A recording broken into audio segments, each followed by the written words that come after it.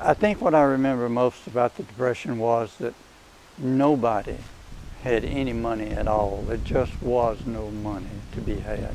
Back then there would be a rolling store, and that would be like a van that had lots of different things on it that would go around, stop at each house.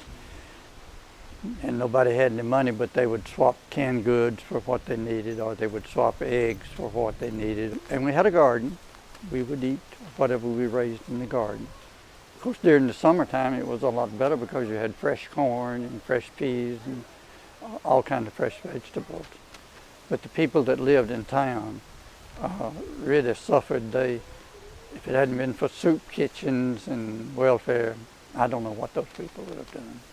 I had some good teachers that challenged me to do better work if I wanted to go to college.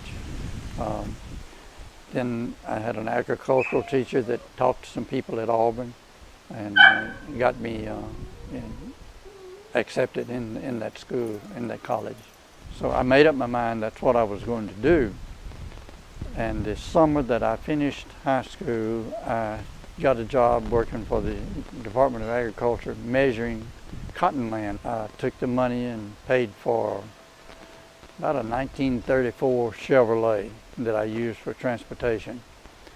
And when the summer was over and school started at Auburn, I sold the Chevrolet for $250, and that's the money that I took with me to go to Auburn, and I had no other resources.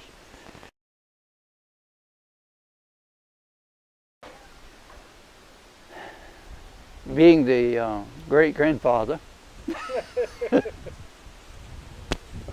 and I think to go back on to the activity and everything, the 4 years that I spent at Auburn, that was the most enjoyable. First of all was the fact that I was able to be there, because nobody else in my family history had finished high school or gone to college. And I was there, and I was making my grade. I was working towards a degree. I was working towards a commission. I had a lot of good friends there, made some, both faculty and students. I enjoyed the band, of course enjoyed the football games. It was just a fun 4 years, really was.